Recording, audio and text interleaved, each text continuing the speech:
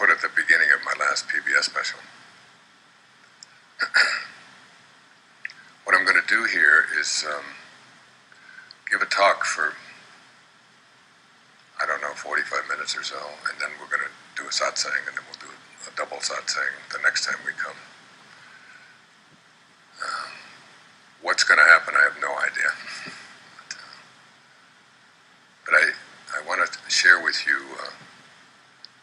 something I had told you up in when we first met the first day that happened to me. So let me start with this wonderful poem from Samuel Taylor Coleridge. And when I say this poem, I would like you to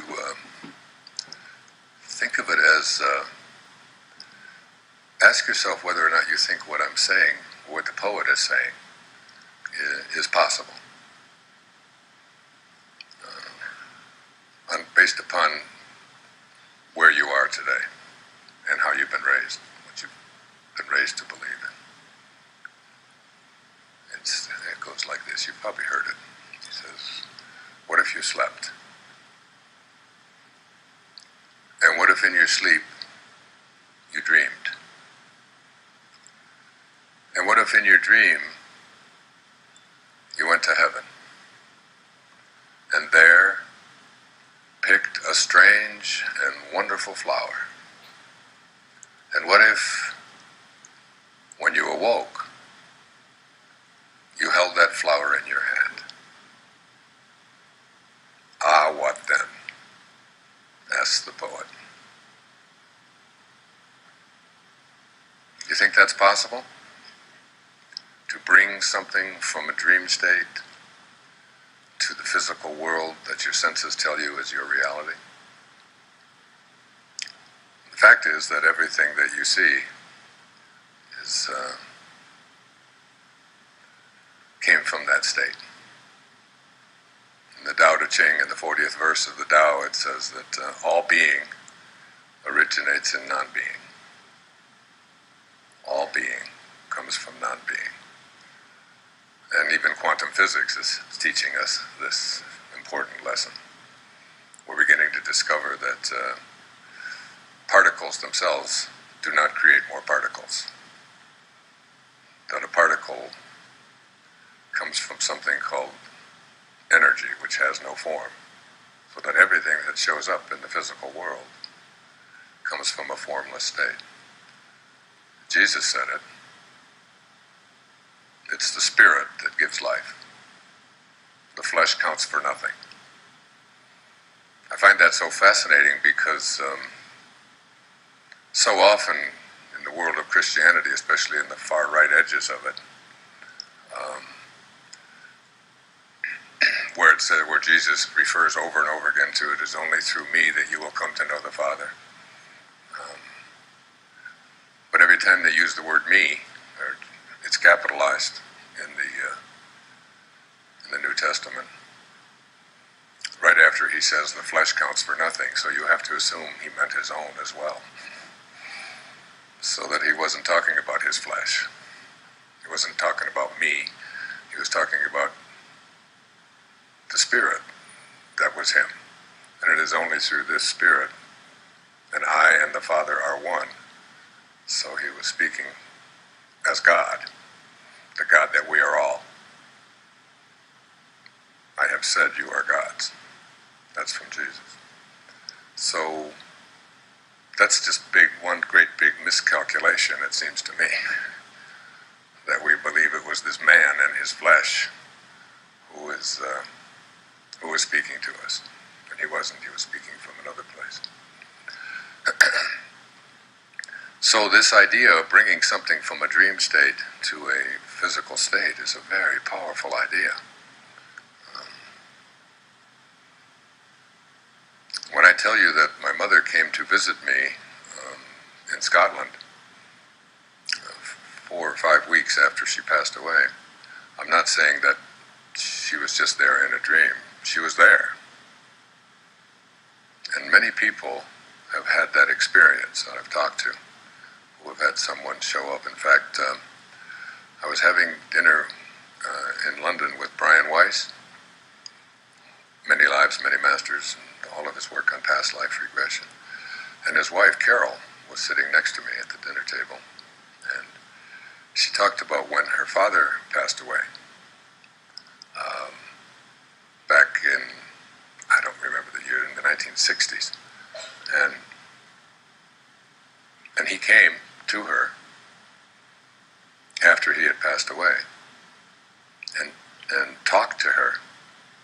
And she didn't even tell Brian that after for 12 years, I think it was, because she just didn't want him to think she was crazy, that this person had actually been there. This is the guy who talks about past life regression. I think that would be somebody pretty easy to talk to about something like this. But so in this room, are there any people who have had visitations, like physical, real-world visitations from people who have been passed? How many? Let me just look around. We're talking 350 people, 30, 40 people in here. 10% of the audience has had you actually saw someone. Who was it? Does someone have you have a mic? Can we just pass a mic over? Where's the mic? Can you just grab the mic? There's Nancy. Nancy, if you were dressed in white, you could just fly down here. I didn't go shopping in Santorini. You're such a virgin anyway. It's Yes, what? I saw my cousin. Your cousin? Yes. Tell us. Okay, was in my dream, Mm-hmm. and was the day that he died. Was the And day I he didn't died? know. I didn't know that he was dead at the moment. So I awake, and he was saying, Sandra, come here. I say, why? I go, no, I want to show you something. So when he showed me, A little closer to you. Bring okay, it there. Mm-hmm. he showed me like a path that was going through a bright light. Mm-hmm. And he said me, now I want that you see me that I go in peace.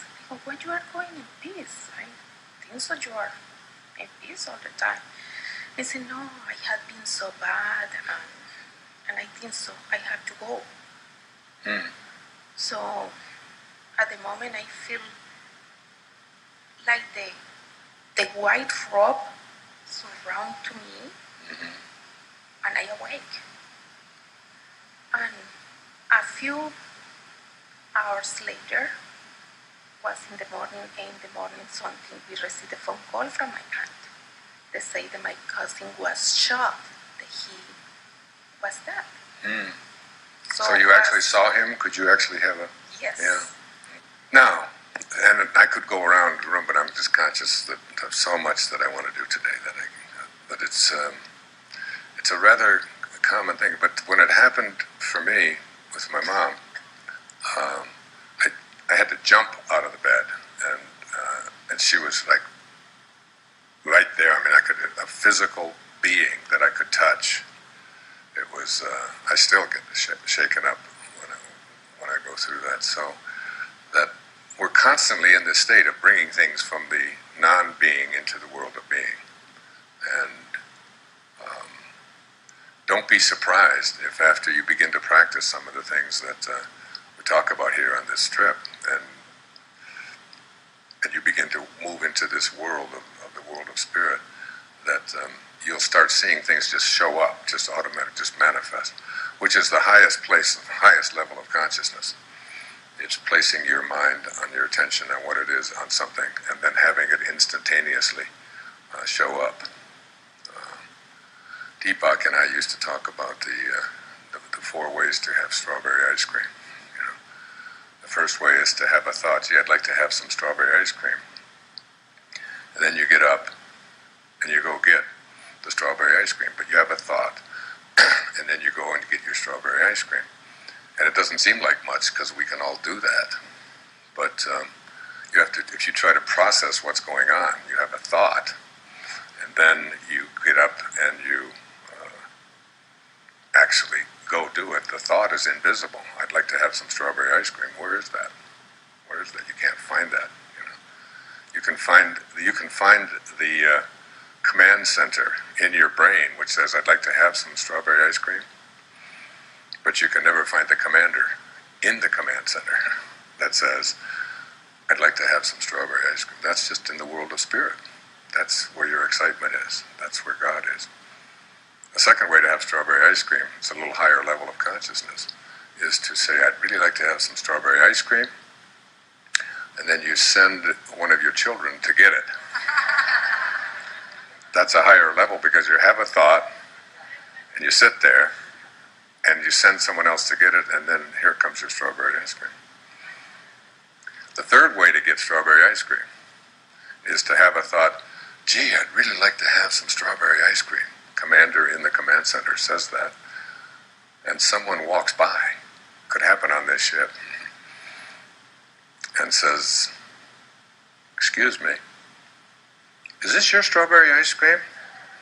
And when that happens, and it happens to all of us, we go booga, booga, booga, what's going on? I was just thinking strawberry ice cream and you just dropped it off for me and you just brought it to me. Did I manifest you? And you make it? How many have had an experience like that in their life? Like every hand. And when we do, we call it a coincidence, don't we? And the word coincidence, of course, comes from the mathematics coincide. And two angles that fit together perfectly are said to coincide. So we've taken this term that means something that shows up deliberately. It's part of the perfection of the universe, and call it something that shows up accidentally. It's that twisting things around because we just can't believe anything beyond our senses is possible. So that's the three ways to get strawberry ice cream. The fourth way to get strawberry ice cream is to have a thought, gee, I'd really like to have some strawberry ice cream. And you manifest it. It's there. And all of you do it for 1/3 of your life. If you need some strawberry ice cream in your dream, you don't have to get up and get out of bed, put on your clothes, and go up to the store and buy some strawberry ice cream. You just have it. And if you want some chocolate to put on top of it, you just have that thought. That's exactly what Jesus was doing with the gift of fish and loaves. I always get that mixed up. It was either 2 fish and 5 loaves of bread, or 5 fish and 2 loaves of bread. It was one of those two. Which one was it? 2 fish, 5 loaves of bread, and he fed the multitudes just by changing his thought and putting it on and raising the dead. He calls those things which do not exist as though they did. So, but that's a little off what I want to speak about. So it was 1967, and it was the year my daughter was born, my daughter Tracy. So it was 45 years ago. And I'm just afraid I'm going to flying off of this chair up here. That's why I keep moving around. And I had just completed my master's degree as a counselor, and I was applying to the PhD program in clinical psychology and counseling psychology. And I was a school counselor at Mercy High School in Michigan, all-girls school, brand new, fairly new school, 1,300 Catholic school girls, grade 9 to 12. And it was a Monday night, September, first Monday night. It was a Tuesday night. It was the day after Labor Day. And it was my job to give a talk to all of the parents at the school. So a couple of thousand parents showed up on Tuesday night, and I gave a lecture, a talk about what our expectations were for the school year for these young women. And when the talk was over, I was very happy with it, a little bit nervous about it, hadn't done much public speaking. I went home. My daughter was, she was born on August 1st, so she was like 30 days old. And I went back to school the next day, Wednesday morning, and a young woman in the ninth or 10th grade walked into my office. Her name was Nancy Armstrong, and she handed me a book. And she said, "My mother was at your talk last night, and she was so impressed with what you had to say. And you were talking about things that she wasn't expecting you to talk about, because I was talking about these girls as God, as divine beings who can manifest and create and bring anything into their world that they want to, that there are no limitations on what they can do. And that's how I will be running this school." I was working as the director of the counseling program there, and also filled in as principal on occasion for the school. And she said, "My mother is a member of the Book of the Month Club. And she, if you buy so many books, you get a bonus book. So if you buy 4 books in 3 months period or something else, they just send you these bonuses." And they sent her this bonus book. And she's not going to read it. It doesn't interest her. But she thought, based on what she heard you say last night, that this might be of interest to you. Would you like it? And I said, "Thank you very much. I'd love to have it." And it was a turning point in my life. When I wrote, I Can See Clearly Now, I go back to that moment as one of the absolute turning points. I was going in this direction, and I did a U-turn, and I went in a different direction because of that moment with Nancy Armstrong. And I haven't, how many students I've had over the years that I would remember her, and I can see her in her little blue uniform walking into my office as if it were yesterday. And now that was the day, that Wednesday, that I was to go down to the university in Detroit, Wayne State University, and I was to fill out to turn in my plan of work for my PhD program, what courses I was going to take, what my dissertation was going to look like, your whole plan for the next 3 years. That was 1967, and I got my PhD, and I finished my orals on the 4th of May, 1970. I remember it because it was the day of Kent State. It was the day that our government decided to put, President Nixon ordered the soldiers to put live bullets into the guns with the National Guard and to fire it into the students who were protesting the war in Vietnam, where my brother was almost killed and received the Bronze Star. And you can imagine how I felt about that war, or how I feel about any war. And 4 students were shot that day.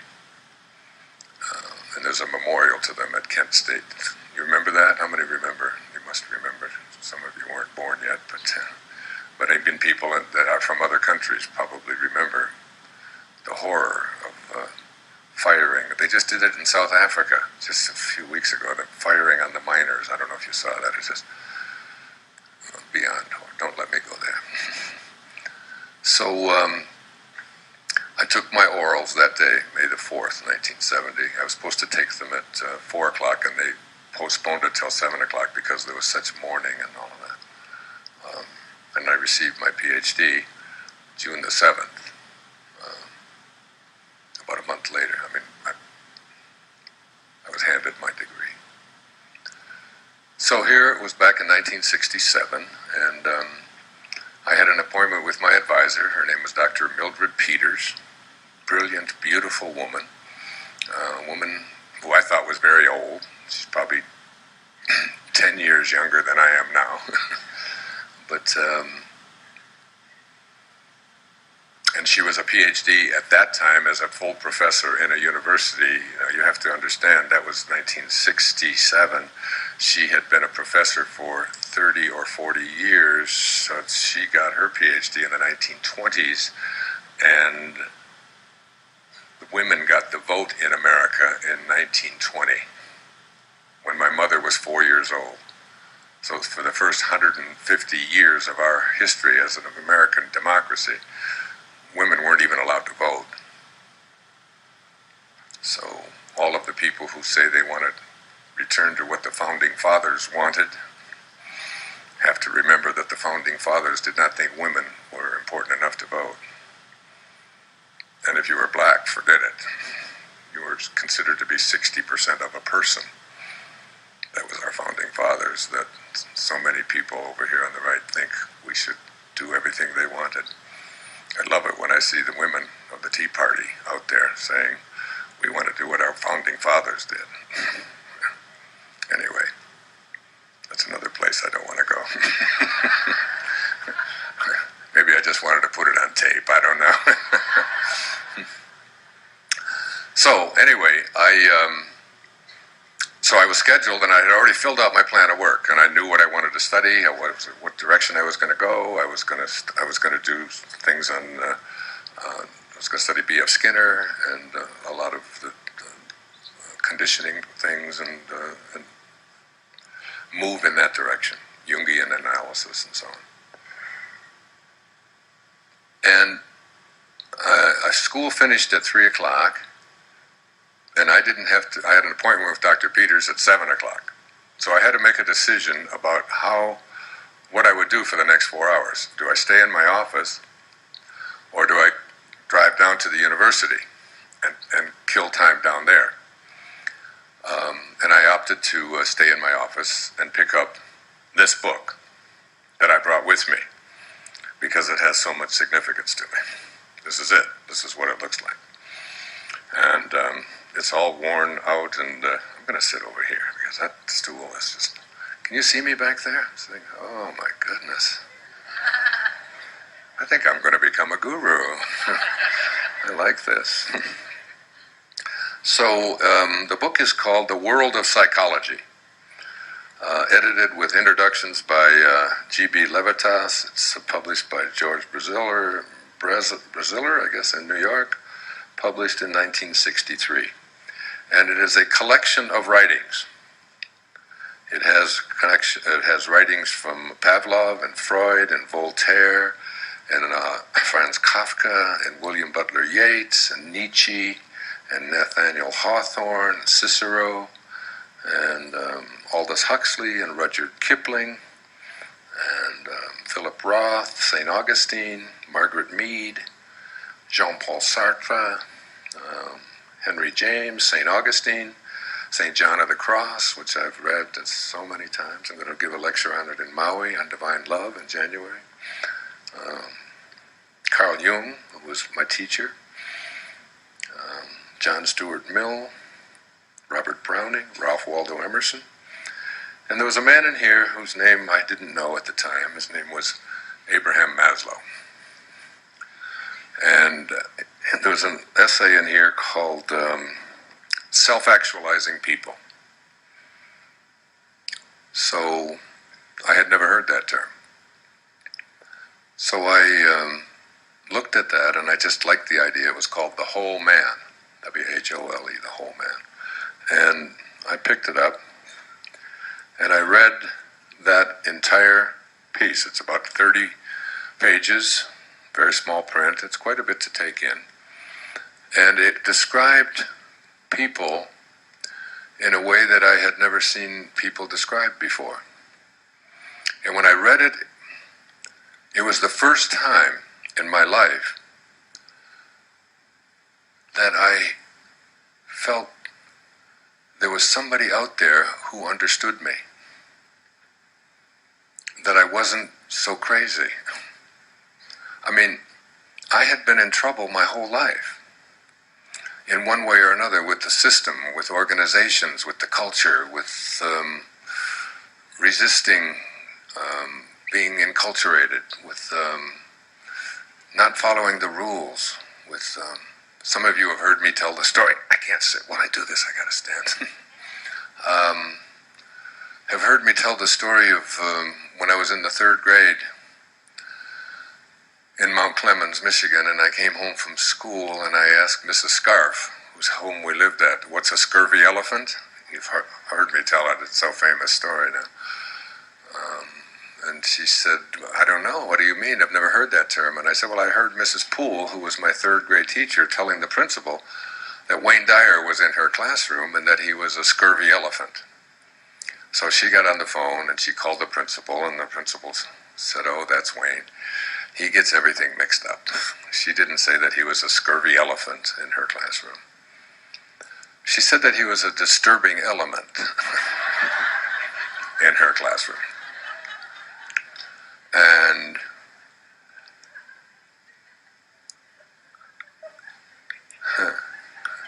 And so I have that, like I ran into that when you ultimately, what we publish, I can see clearly now, so many of the stories that I recall that are significant in my life, that were turning points or that were reminders that I was in this training program that brought me here today and has brought me to the next thing I'm going to write, which is about Don't Fence Me In, about the soul needing to expand, and about divine love, and brought me to people like Peter Dunov in Bulgaria and St. John of the Cross and Lao Tzu, who changed my life and called me to live the Tao for a year, and St. Francis, and so I read this essay, and at the end of the essay, it says, he puts it like this.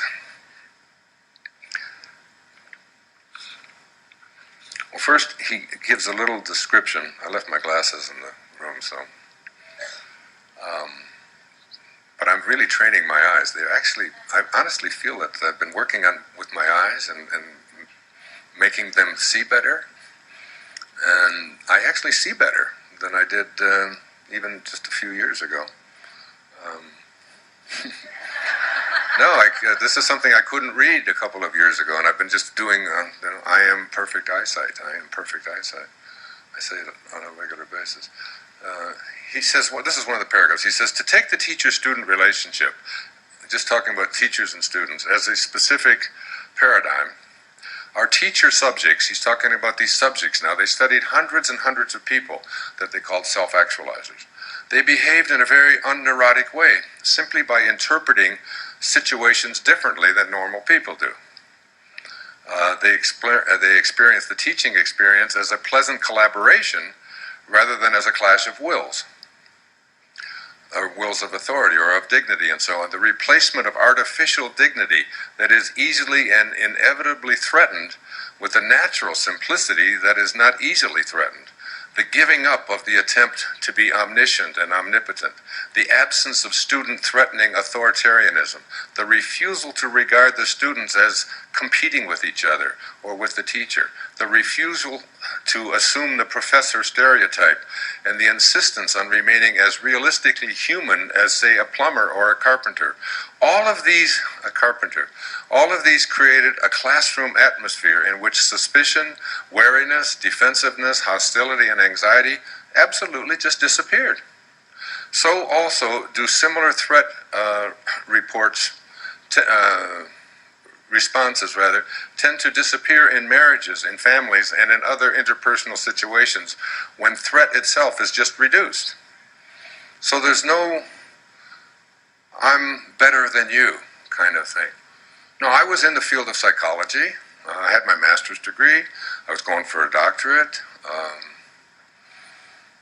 And I had planned out a whole thing on what I wanted to study and kind of what I wanted to do. And then I read this last line of this essay. Now, that's just one paragraph in it. This just, I don't know about you, but that just blows me away. Just that whole idea of just reducing suspicion and reducing threat and making education and parenting and relationship a collaboration, a mutual collaboration where you're Your goal is to just assist each other, and there's no competition in this classroom. I was a teacher for so many years, and I don't even understand the concept of cheating in school. How can you cheat? How is it possible to cheat? What are you there in school for? To pass a test or to get an education? If your job is to get an education, then what you get on a test has nothing to do with an education. Tests just measure how well you take tests. That's all they measure.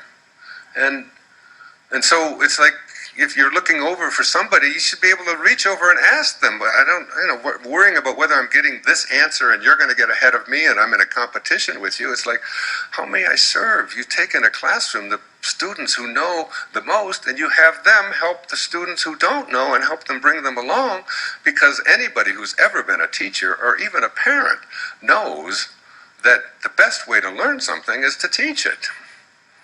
That's the best way. It's like, I have to go over this stuff and think about it and meditate on it. I get up at 4 o'clock in the mornings, asking myself, what can I say? How can I do this the best way I can? What examples can I use? I think about it. It's constantly on my mind.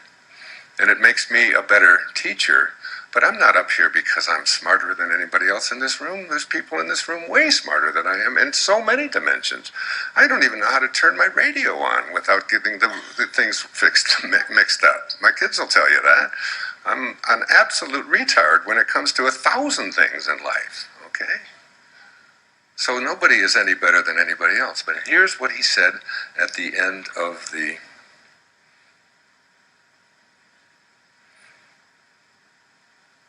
this beautiful essay, this life-changing essay. You can imagine I've carried this with me for 45 years.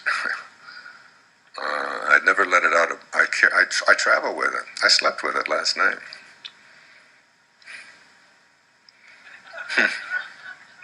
It was wonderful. That's why it's got marks all over it. No, never mind. Will you behave yourself? Somebody, didn't. Serena, you did not hear that.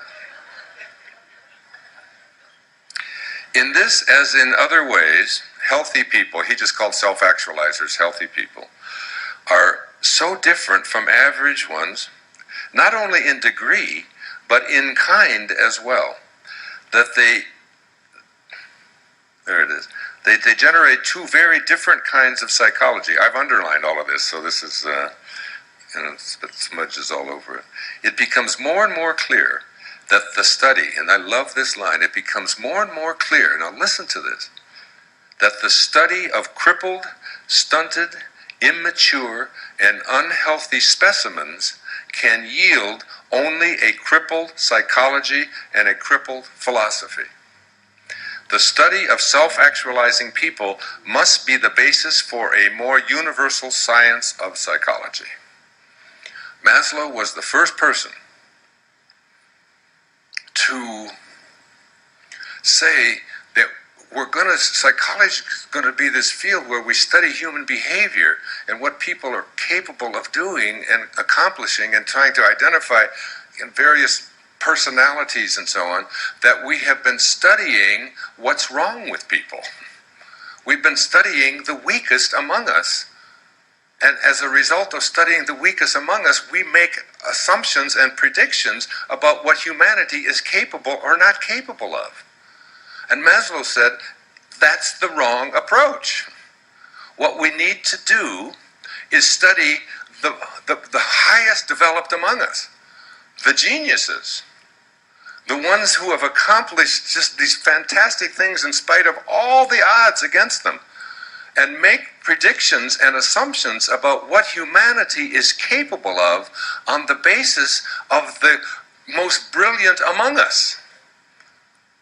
Now, the place that I separated from Maslow, and Maslow became a great teacher in my life, a mentor. I told you I took my orals on the 4th of May. That was after 8 years of anals. That's what I always used to say, because that's how it feels when you're in that program, believe me.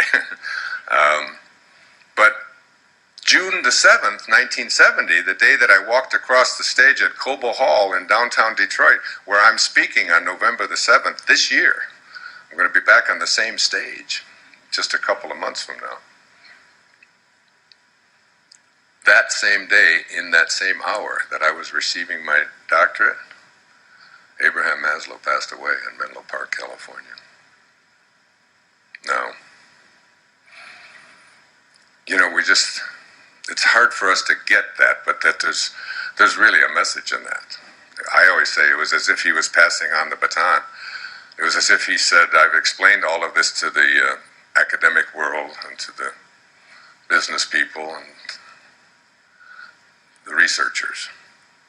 And now I want you to explain it to the cab drivers and the school teachers and the beauticians and the lawyers and the doctors and the nurses and the carpenters and the plumbers.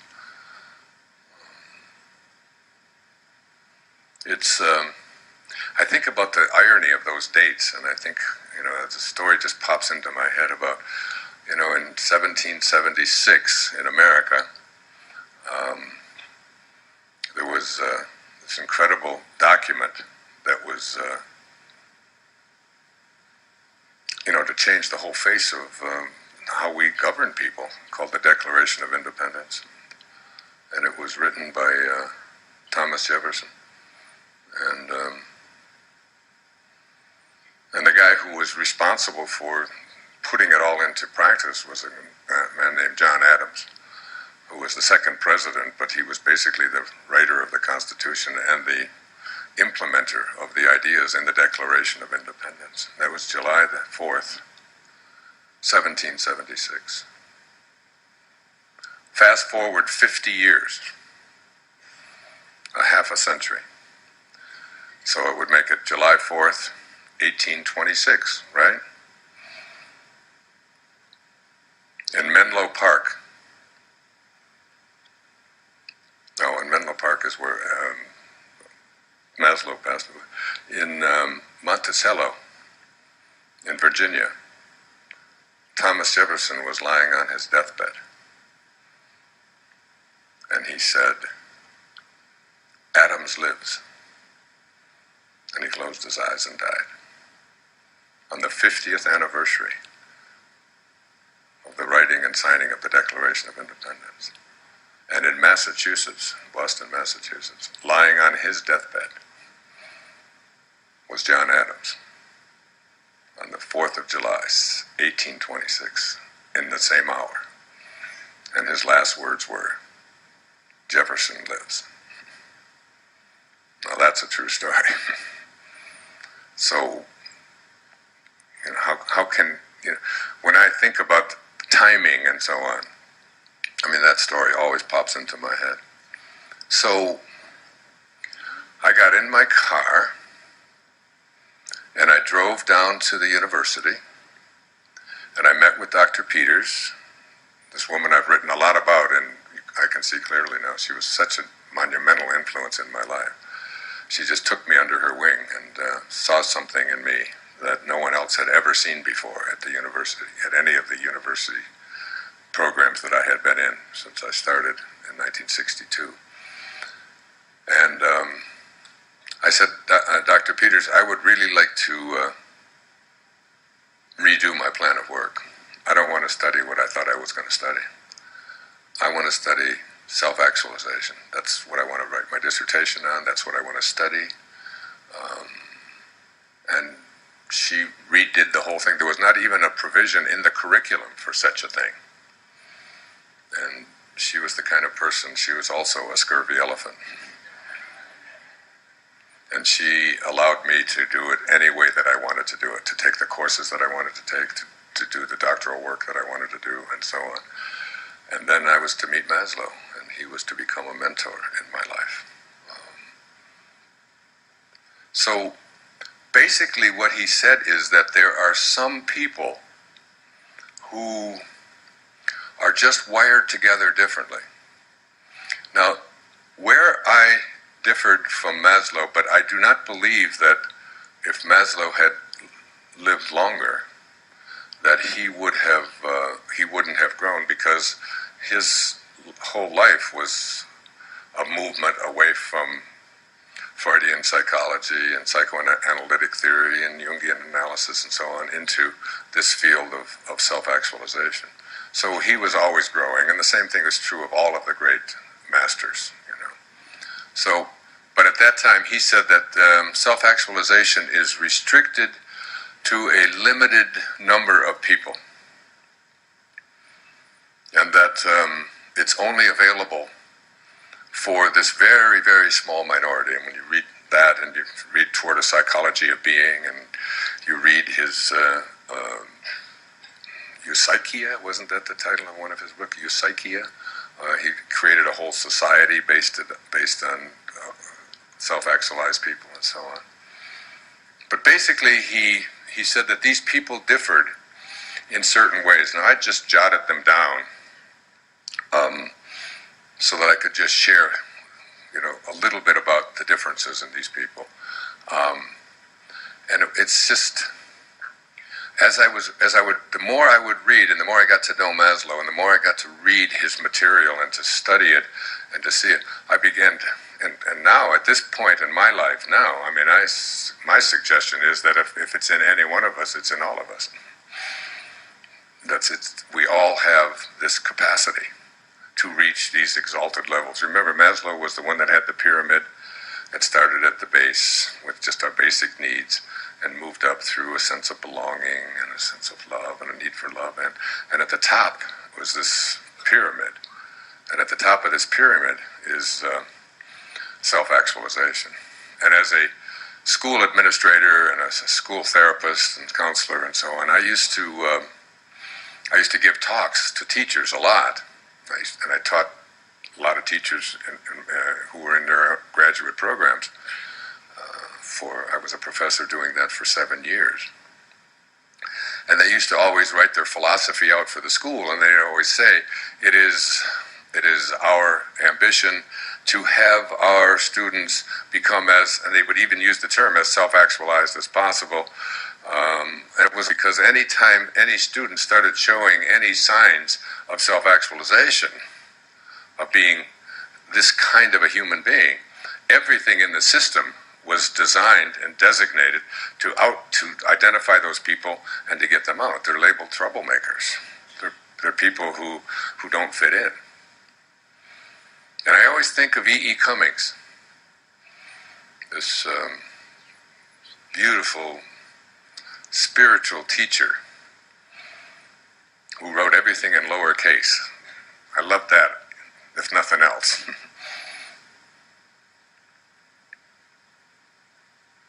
To be nobody but yourself in a world which is doing its best night and day to make you just like everybody else means to fight the greatest battle there is to fight and never stop fighting. That was E.E. Cummings. To be nobody but yourself in a world which is doing its very best to make you just like everybody else means to fight the greatest battle there is to fight and never stop fighting. And when I read Maslow, when I read that day back in the fall of 1967, when my little girl was just a brand new baby, and I remember driving down to the university. I can tell you what kind of car I was driving in. I can tell you where I was parking. I can tell you what that meeting was like. I can tell you. And as I sat there with my feet up on my desk and all the students had left, reading that, it was like, it was one of the most glorious feelings that I'd ever had, that there's somebody out there who gets it. And basically he said these things. He said these people, these subjects he called them, what he called healthy people. These healthy people are, number one, probably most significantly, they are independent of the good opinion of other people. They do not do what they do based upon how other people are going to react to them. Now remember, as we looked at the ego, and what it says is one of the components of the ego is I am what other people think of me. I am my reputation. And how many of us are raised and are raising our children, are seeing our children being raised in a world in which peer group approval. You hear it all the time. Peer group approval. I do it because there's so much peer pressure on me. I have to fit in. Self-actualizing people have no sense of that in their life. It's just not anything that they even consider. And it's not just in those ways. They don't even notice appearances. They don't notice. One of the other qualities of these self-actualizing people is that they see the unfolding of God in everything and everyone that they encounter. Just like they see past appearances, but they don't just say it. This isn't just a talking game. This is something that they absolutely feel. That when they see another person, they can't even tell very often whether that person, what culture they came from, or how tall they were, or what color their skin was, or what they were wearing, or what work that they did, or whatever.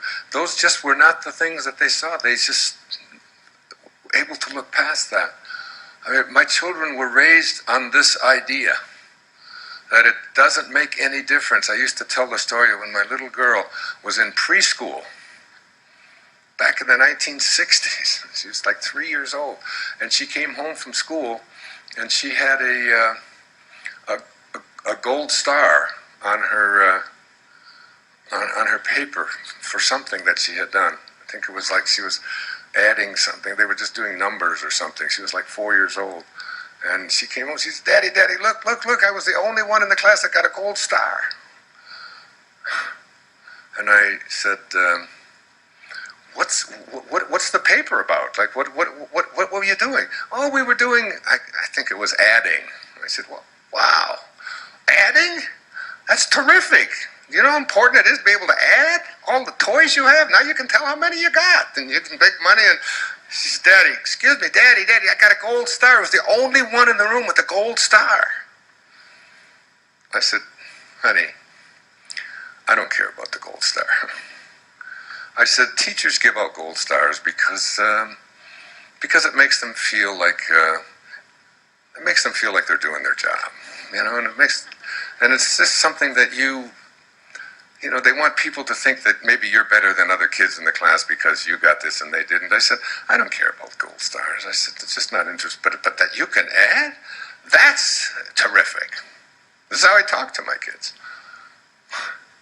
She came home from school about a month later, and she had handed me a paper, and you can see she had thumbprints all over it, and there had been a star at the top of the page. And you can see that it had been taken off. And her little prints were on there.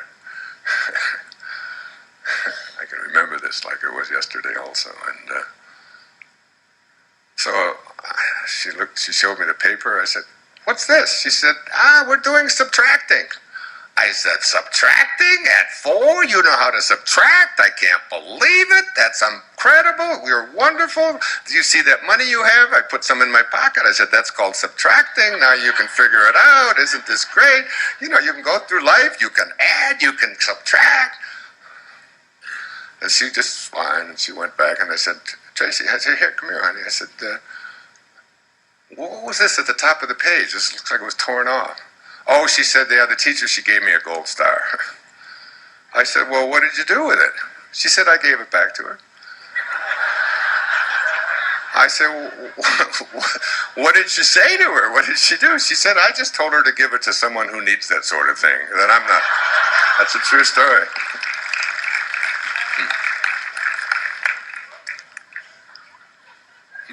But look at how much of our life is based upon this whole idea of having to fit in and having to be just like everybody else. I love to tell this story because it's, there was a great professor at the university. His name was Fritz Radel, R-E-D-L. You can look him up, you can Google him. He was from Vienna, from Austria. He worked with Anna Freud and knew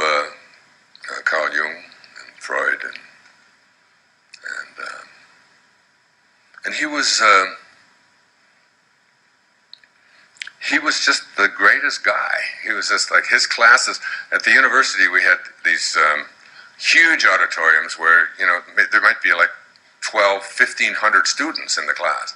And whenever Radel would teach a class, his class would be absolutely filled. Everybody just loved his class. He was humorous, he was fun, he was everything that I read to you about the teacher-student relationship. He didn't put himself above other people. And this man he wrote a book called Controls from Within. And he had started in the city of Detroit, in downtown Detroit. He set up a place for adolescent boys who were drug addicts and on the street. And he would go over there and work with them. I mean, this is the kind of guy he was, just beautiful man. So I took every course I could get of his when I was in my working on my master's degree. I took all of his, and they would offer them. I'd be the first one to sign up. And then when I got in the doctoral program, they have a seminar. And the seminar is a case study seminar. And he would conduct this seminar every Thursday night. And it would be for 3 hours, from 7 to 10. But only 6 people were allowed in the seminar, doctoral students. And there were like maybe 30 doctoral students. But getting in was, you had to get in by lottery to get into his, that's how popular he was. And I wanted to take that seminar more than anything because we would go out and do case studies with patients and people that we were working with, and then we would bring them there, and then we would present them, and then he would give us this brilliant analysis. He and Maslow were, they worked together. So they were colleagues. So I got in the seminar through the lottery, which was really Mildred Peters pulling strings, for sure.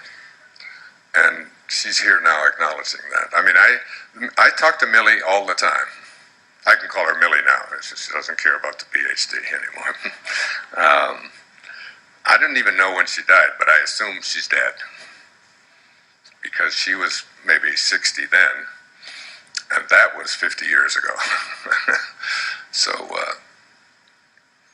anyway, she was, and I see her a lot, especially when I have questions, when I'm struggling, when I have areas that I'm wondering what to do and so on. When you read, I can see clearly now, I talked to her about major decisions in my life when I left Michigan and went to New York to become a professor and left everything in order to go to the big city, because I had heard a song that says, if I can make it there, I can make it anywhere. And that's honestly what drove me there, because I had a wonderful position offered at the University of Wisconsin in Madison, and I turned it down to go to St. John's University in New York City, figuring if I can handle New York, it was the bigger challenge. And that's what she pointed out to me, and that's when I made the decision. But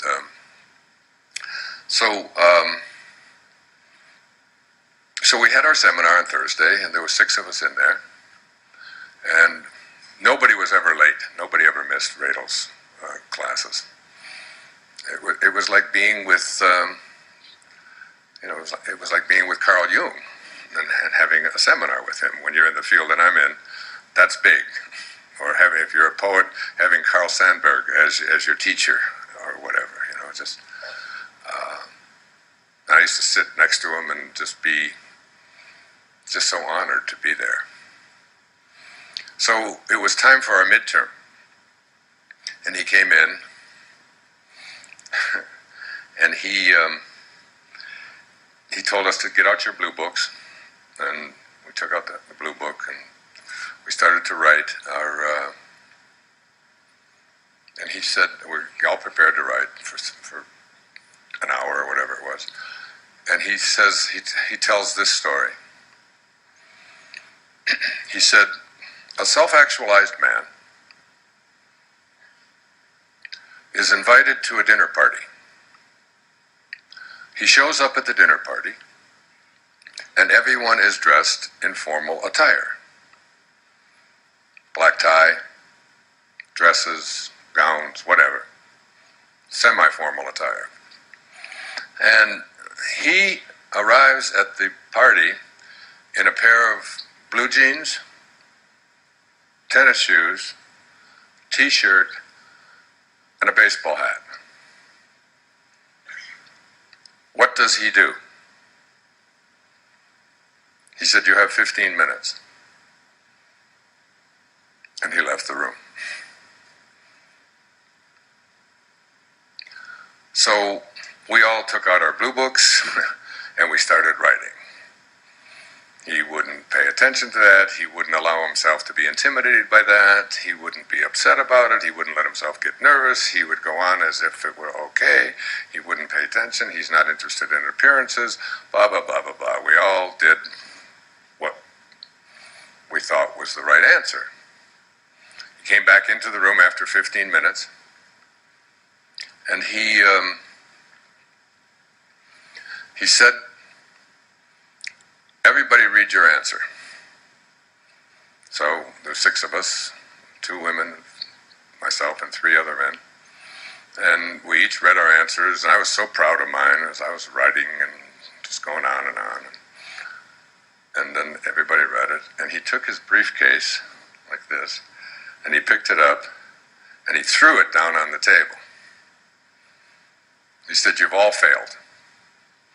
You haven't learned a damn thing." He walked out of the room in anger, slammed the door. Now, this was not like Radel at all.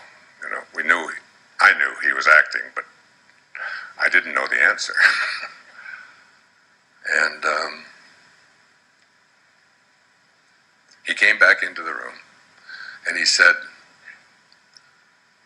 "All you had to do was write 3 words." And he took out a piece of chalk, and he wrote on the board, "He wouldn't notice." Now that tells you how far you have to go. He wouldn't notice. It's like these are people who see the unfolding of God in everything and everyone they encounter. And they just simply don't notice.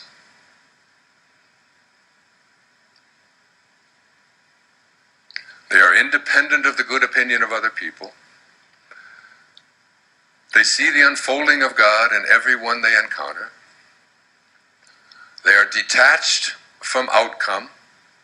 That is, they do not do what they do in their life because of some outcome that may come their way. He said, they are growth motivated, not deficiency motivated. There's a very big distinction between being growth motivated and deficiency motivated. A deficiency motivated person is motivated on a basis of repairing what is wrong with them and fixing it. A growth motivated person is saying, wherever I am is perfect and I can go so much further, but I have nothing to put down. I have no deficiencies. This is where I am.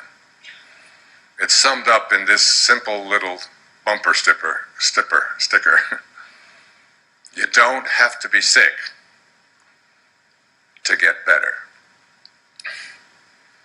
You don't have to be sick to get better. So, these are people, he said, who must be what they can be. I am really summarizing this because I want to close out and get to the satsang. They must be what they can be. Now, this isn't that they must be what somebody else thinks that they can be. This isn't somebody who must be fitting into something else, because another quality and characteristics of these people is that they are resistant to enculturation. These are people who do not identify themselves on the basis of a culture, their culture. They see themselves as a global being connected to all of humanity. And they do not run their life on the basis of the Tao. It wasn't until I read the Tao, and I don't mean just read the Tao Te Ching, but studied it and lived it for that full year when I turned 65, that I understood that virtually everything that Lao Tzu was writing about is what Maslow was speaking about with these people. That they don't, Lao Tzu had contempt for the law and laws. He said that people who run their life on the basis of what the law says are not Tao-centered people. Thoreau called it, he wrote an essay on the necessity of civil disobedience. On the necessity of civil disobedience.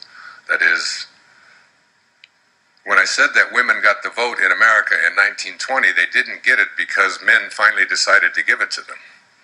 They got it because a lot of women just got up there and actually got persecuted, and many of them murdered and killed for it. And we didn't get civil rights in this country because a whole bunch of people decided that it was time to give them. Civil rights were earned in this country by people who went out there and marched. People like Rosa Parks from my hometown in Detroit in 1955 and in Alabama.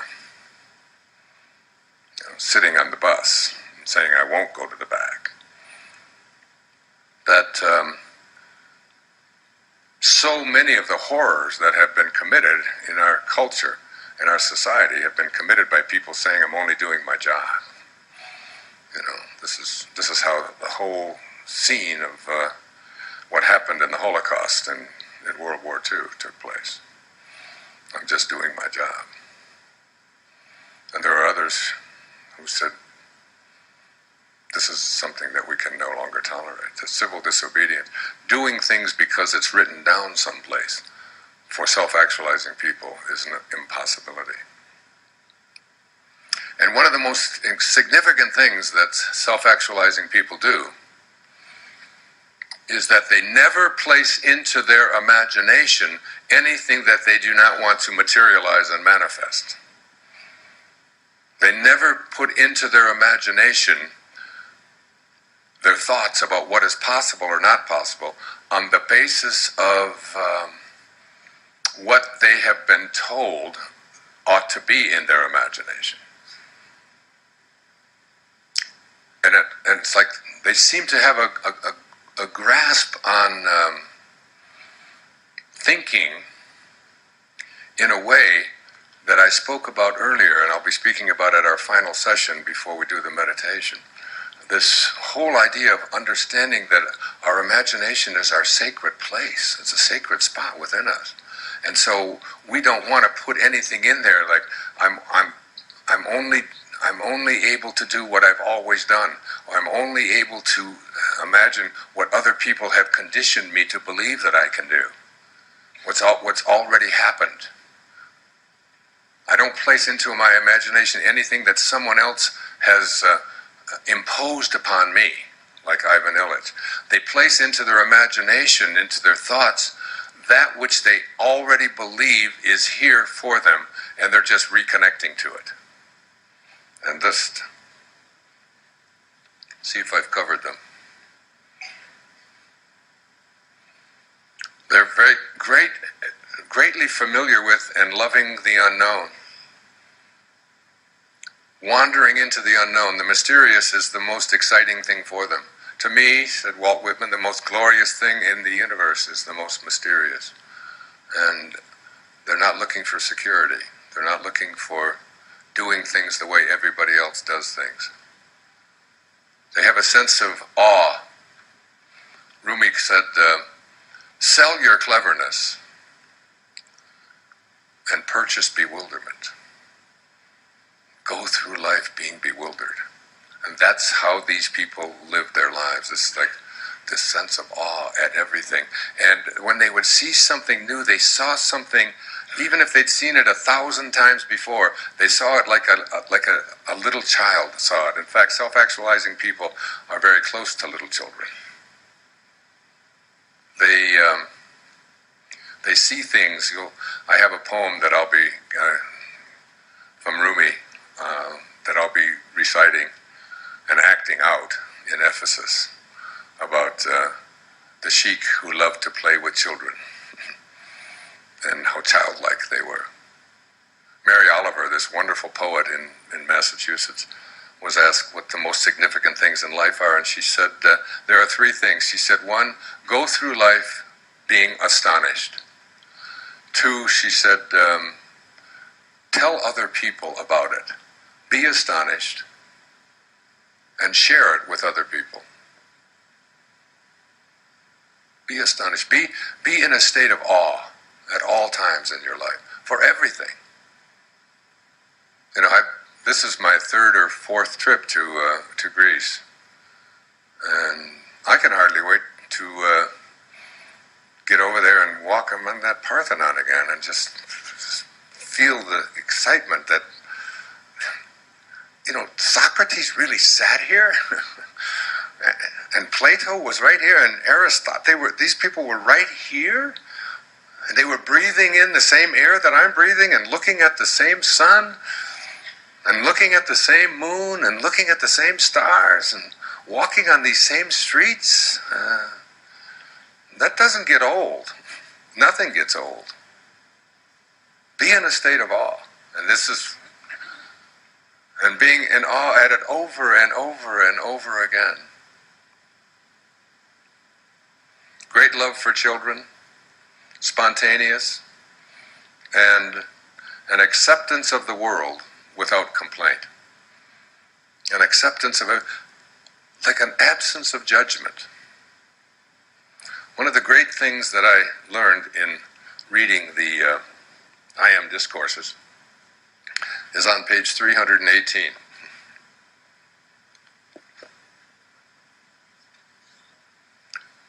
Okay, eyes, you have perfect eyesight. The student should constantly look within his human self and see what habits or creations are there that need to be plucked out and disposed of. For only by refusing to any longer allow habits of judging, condemning, and criticizing to exist can he be free. The true activity of the student is only to perfect his own world, and he cannot do it as long as he sees imperfection in the world of another of God's children. That any time you find yourself being critical, condemning, or judgmental towards any of God's children, you have lost your connection to self-actualization. Non-judgmental. Not putting anybody down, not putting any labels on anybody else, and having love for everyone, for the dignity of all, even those who perform the most heinous of acts, to be able to find love in them. I remember a patient of mine, a woman years ago, whose son was killed by a drunk driver. And the drunk driver was put in jail. And no, it wasn't a drunk driver, I'm sorry. He was murdered. He was murdered. The guy was drunk, but he was murdered. And he had been in jail for 16 or 17 years in California. And the woman hadn't had a day's rest in 17 years, just so filled with anger towards this murderer. And I remember telling her over and over again, you will never find peace until you go there, until you see this man, until you're able to let it go and forgive him. She said, I can't do that. I just simply can't do it. And ultimately, because she was just getting sicker and sicker herself, she went and she confronted this man who, and it's a long story, and out of time now, but once she did this, she said she had her first night's sleep in 17 years. And then she became a collaborator with him. And they wrote some works to help other people who had been victims like this herself. Totally changed her life around. And who's to say that her son didn't incarnate for just that purpose? These are people who have no judgment, no condemnation, no criticism towards anyone. So, what I'd like to do now, so that's self-actualization. That was the turning point in my life.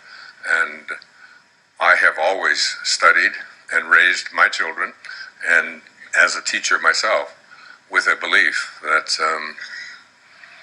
self-actualization is there for all of us, that we can all become these people who are resistant to fitting in, to enculturation, to doing things the way everybody else does things. And taking the words of E. Cummings. Okay, so I'd like you to, if you will, just take everything off of your laps, if you will. I don't think you should be writing. And I'd like to give you the definition of a satsang. We'll probably go till about 5 or 10 after today, so I looked it up, but I had my first satsang in Santa Fe, New Mexico, 25 years ago. Wandered into it because my wife and I were lost and we couldn't find a restaurant, a health food restaurant that we were looking for. And we saw all of these people in there and just wandered in. And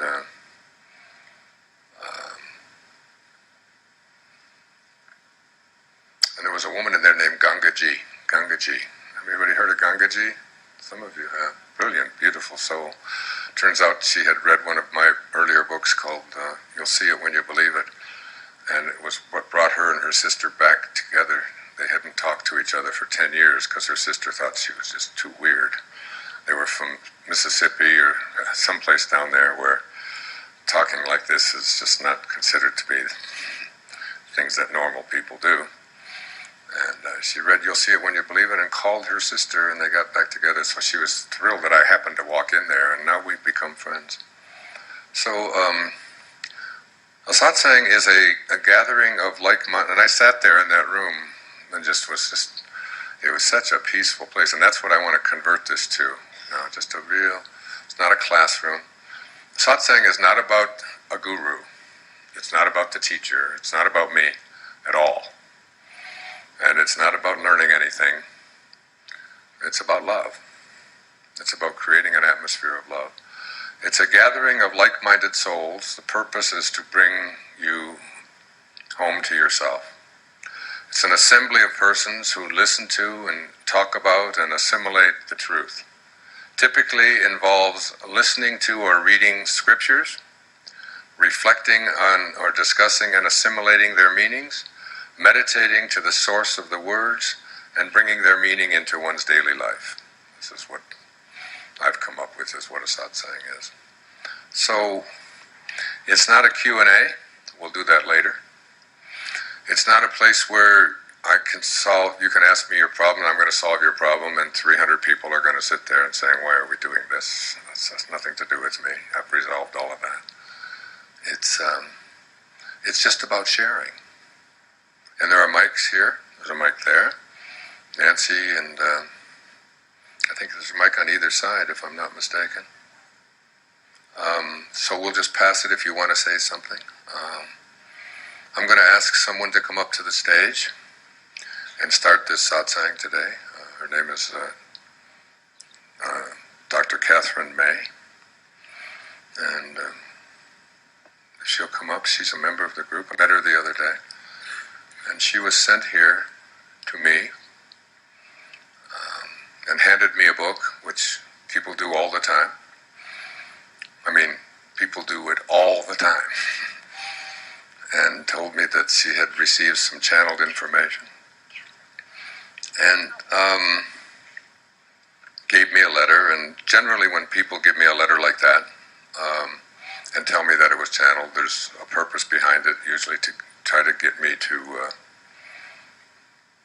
get behind what they've done or help them publish it or whatever. And this is Catherine, Dr. May.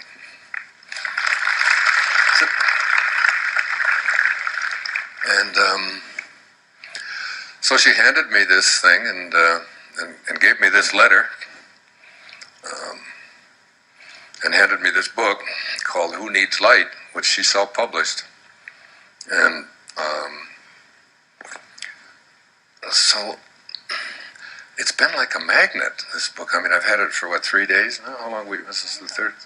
Yeah, third day. Yeah, this is the third day, and I just keep going back to it. And I mean, I have so many things to think about and what I want to talk about, and so many books, and I don't like to carry. And I thought, oh, another book. What am I going to do with this? I can't carry any more things. My weight's going to be over. They're going to charge me. I'm an orphan with leukemia. I can't handle it.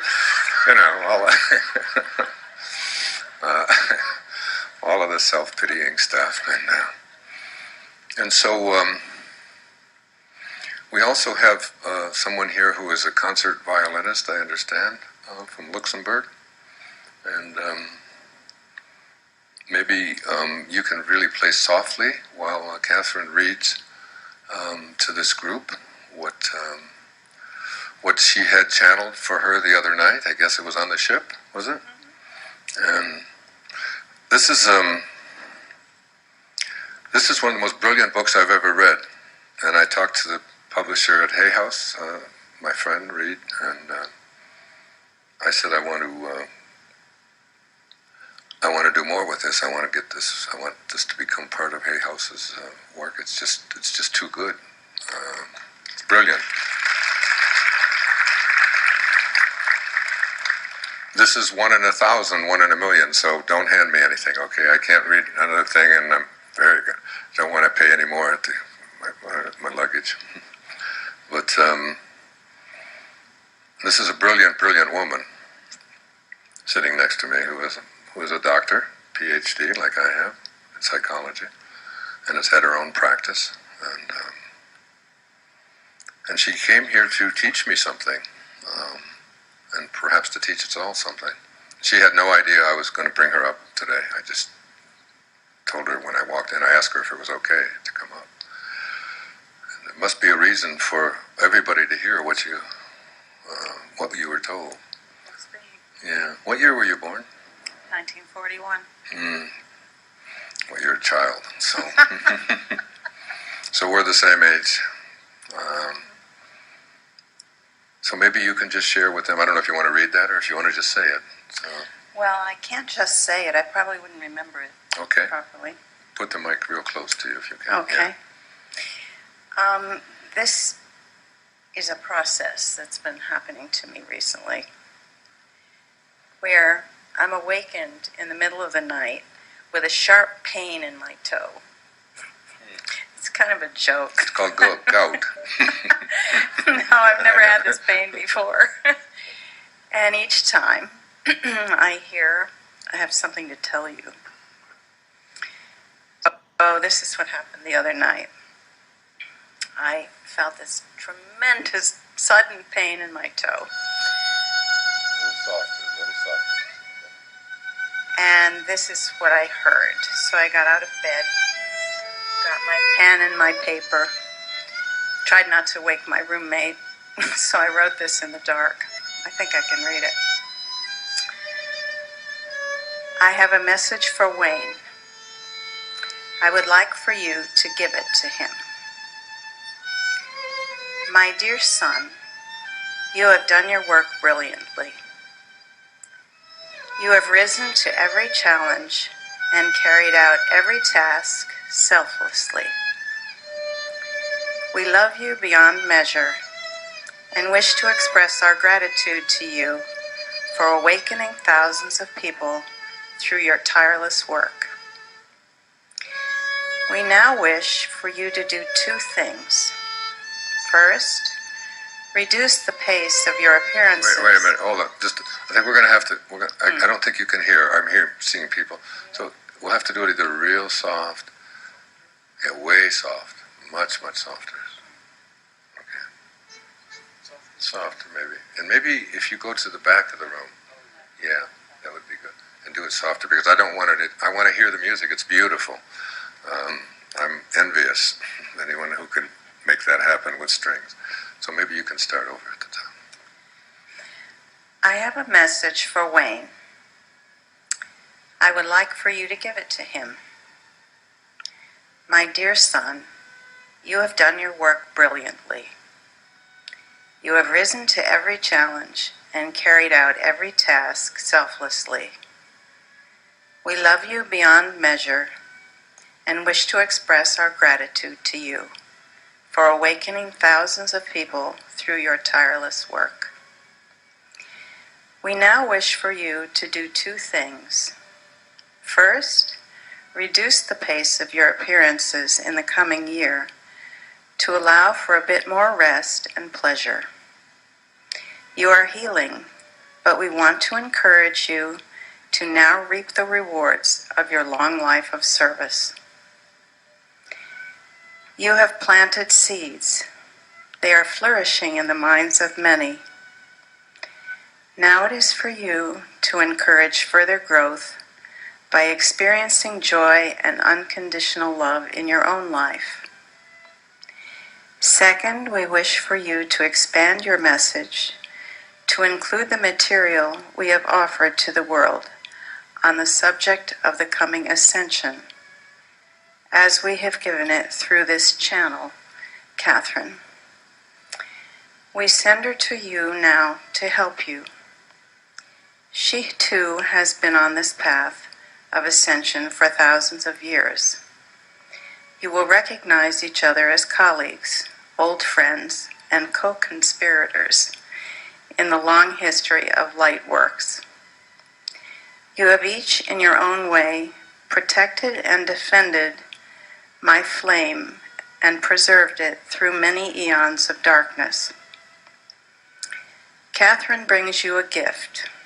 It is the book we have compiled with long years of effort and great joy.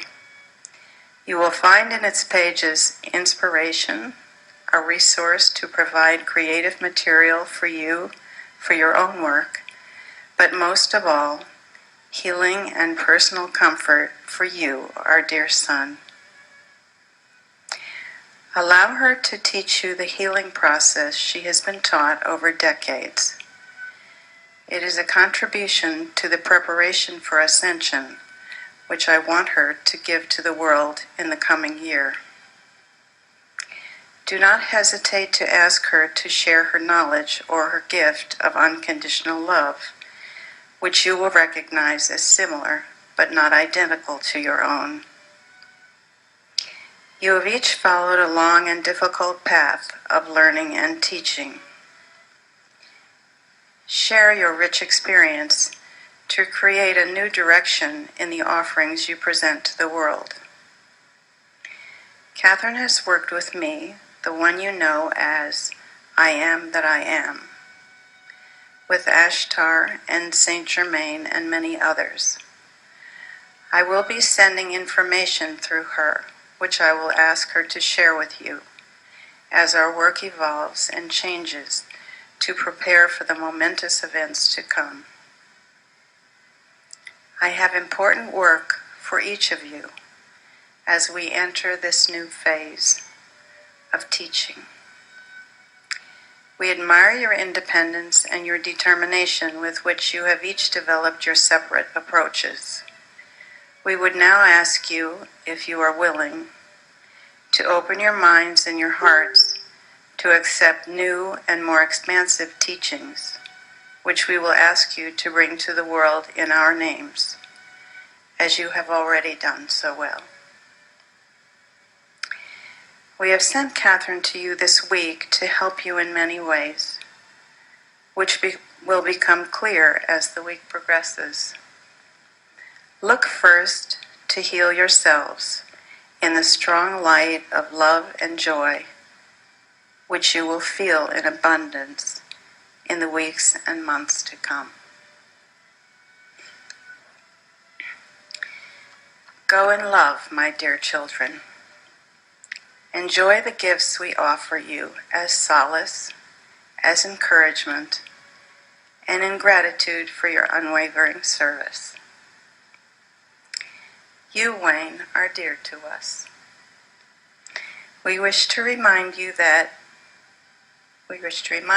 that, to express our fondest and deepest gifts, the violet flame of Saint Germain, the golden flame of your Father, who loves you with every breath, and the blue diamond essence of your universal Mother.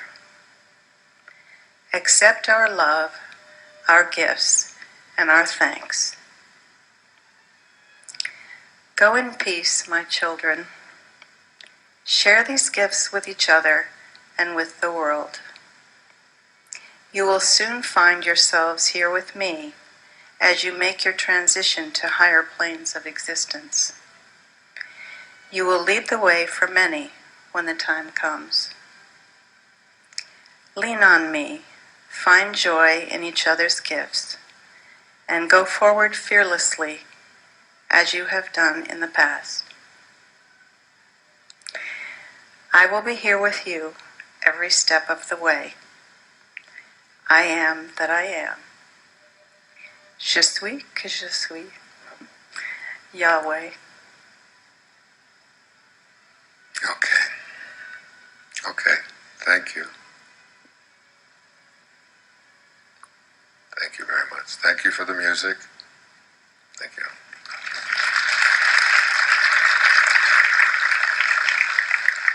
So, Catherine, why don't we start by you sharing? I'm gonna read a poem that I jotted down today.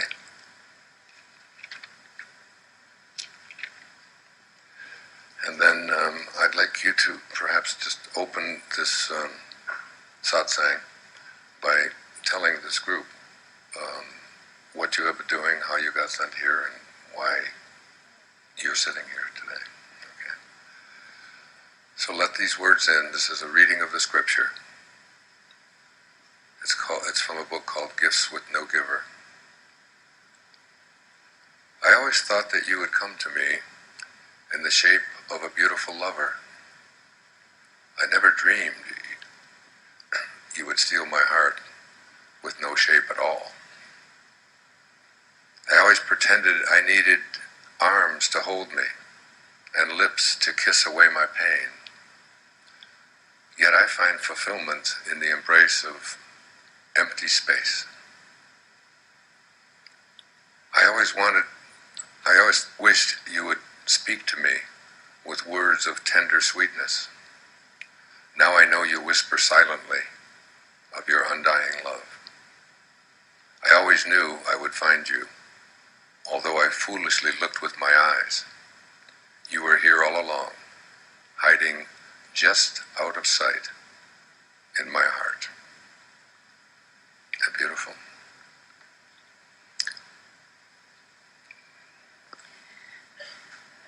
Well, you must have known I was coming.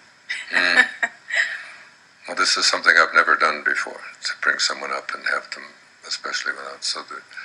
And there's been a magnet between what I've been reading, and you speak so beautifully and so brilliantly and so well researched and so thoroughly, and with such dignity, and about the difference between being a head people and heart people. So maybe you could just share a few words, and then if anyone would like to speak to it, and then we'll just kind of quietly let these words in. Well, you spoke about self-actualization. That's also been my work. To develop a technique to help approach renovating the neural circuitry that has been compromised by abuse or difficulty or cultural teachings. And in the process, I've learned from people who were terribly damaged and who could recover completely. So I agree with the concept that we can all do this. We only need the tools. So I've worked to develop the tools, and I was told to present this book as a manual for helping people to achieve the level of consciousness that they will need to ascend to a higher level. So it was designed to begin with childhood and to move through cultural issues and difficulties that we all experience. Much of it was, well, after I had written the book myself, I then experienced a most remarkable turn of events. As I was trying to finish the book, I would type in a line and the last word would disappear. And this happened often when I was doing poems. So I'd write the line and the last disappear. And I'd go off for a break and I'd come back and there'd be editing marks and things underlined. And finally I just said, okay, who's messing with me? And I heard a voice say, it's me, Hemingway. So I said, okay, I can use some work helping to shorten the sentences. Let's go. So I then revised and rearranged the way the book is designed to flow. And I finally finished that, got it all done, and then I was told, okay, now go back and rewrite all the poems and make them rhyme. I said, oh no, that'll take months. I just want to be finished. I said, no, you have to make them rhyme. I said, well, Walt Whitman didn't make his poems rhyme. And they said, you're not Walt Whitman. So ultimately, the design of the book and the way it is presented was channeled to me. Many of the chapter titles and some of the lines in the poems were given to me. So that's why I thought it would be important to present it to a group like this, who would really... You said you were sent here to me. Was that like a vision? Was that an instruction? Was it a hunch? Was it? It felt like an instruction. I have read almost all of your work and have your DVDs, and I keep getting emails from Hay House about, this event and that conversation, and up came this something about the cruise and in the wake of our ancestors. And I went, oh, that's it. I have to go to that one. So, click. There was no question in my mind. I needed to be here. And how long have you worked on this project? About 20 years. Full time? No, I've been practicing, all along. I have my own private practice and running workshops and such things. But I'm always working on it. So,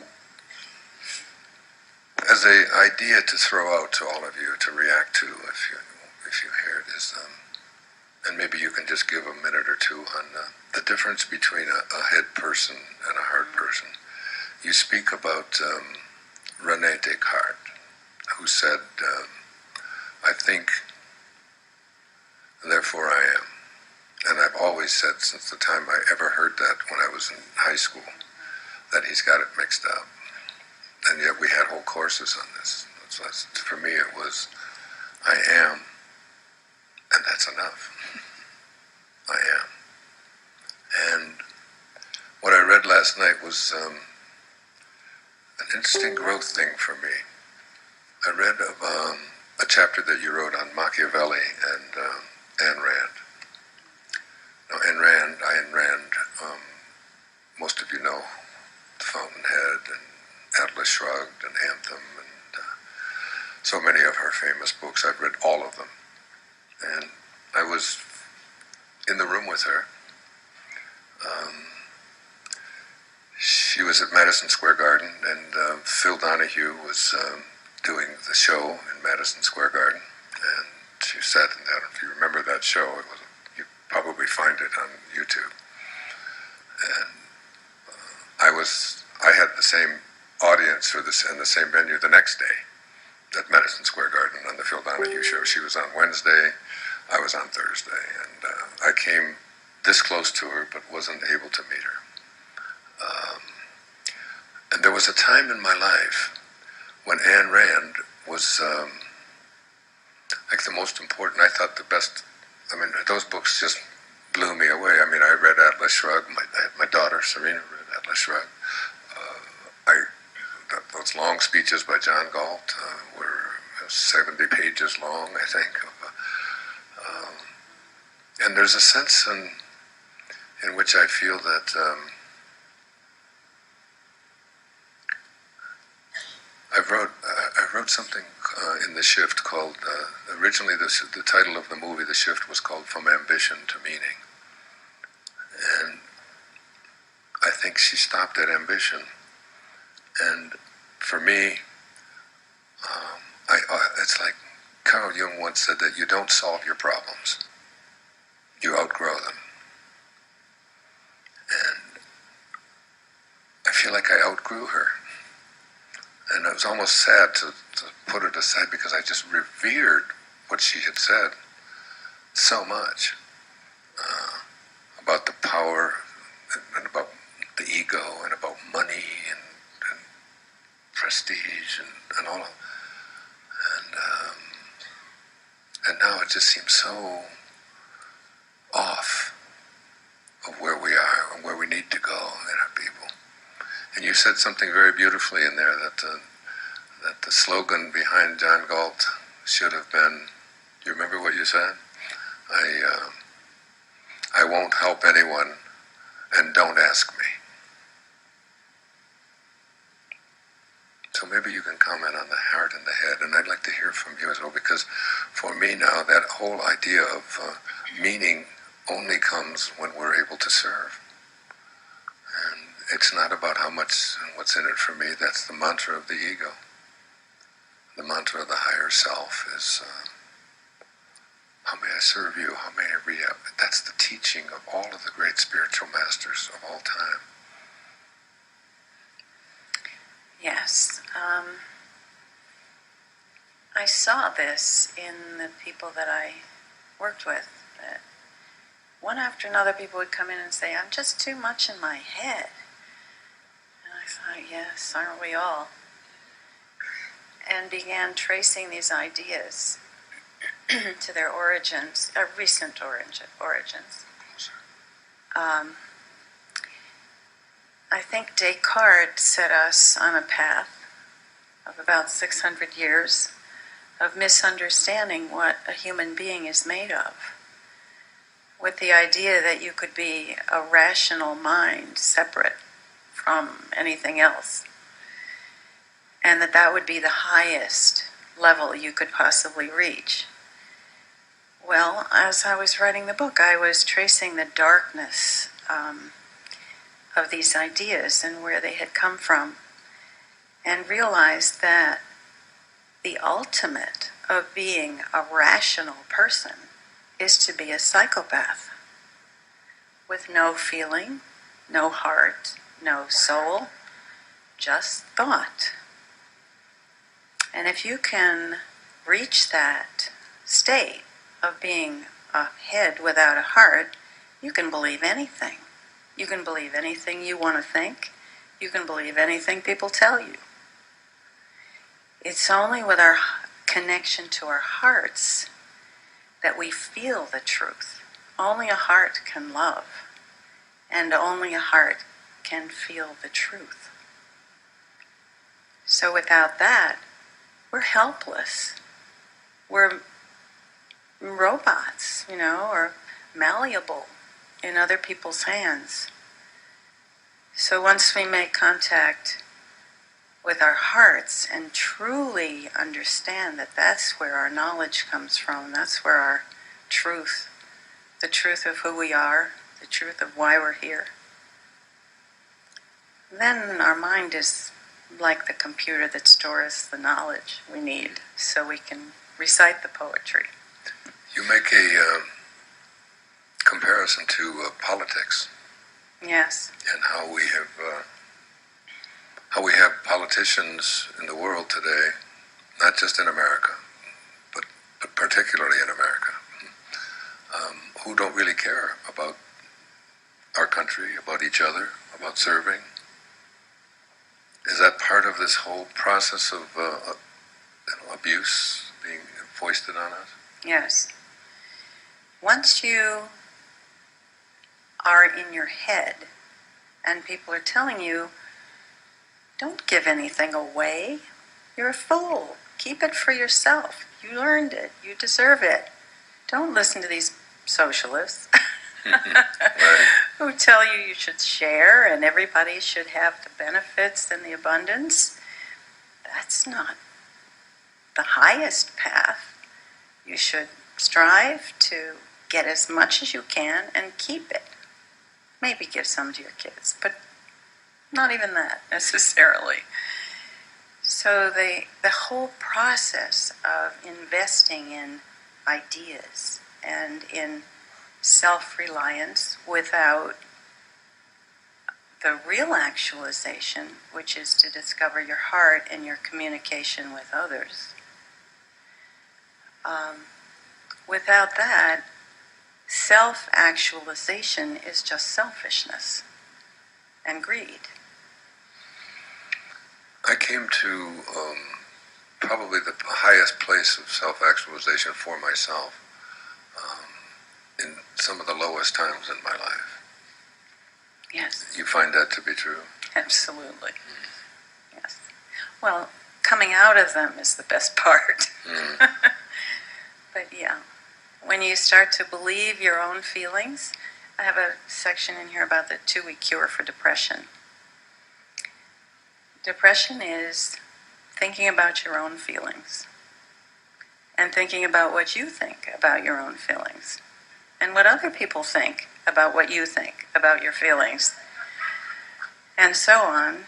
And the cure for depression is go out and do something for someone else. Like what? Start small. Smile. Tell a story to a child. Go out in the street and look around. You know, someone drops something, pick it up. Run after them. Anything. The opportunities will be presented every moment of every day. So the heart is really the solution Yes, for not just depression, but for worldwide depression as well. exactly. I think we're caught in The mic is over here. If anyone feels compelled to come up and share, I'd like to invite you to just walk over, or Nancy, you just raise your hand a little bit, and Nancy will. I'd like to involve others in here as well. But we're talking here in this satsang about moving from a head space to a heart space. If you read The Shift, the book The Shift, there are 4 chapters in The Shift. From ambition to meaning. And you don't get to a place of meaning in your life by doing it through your head.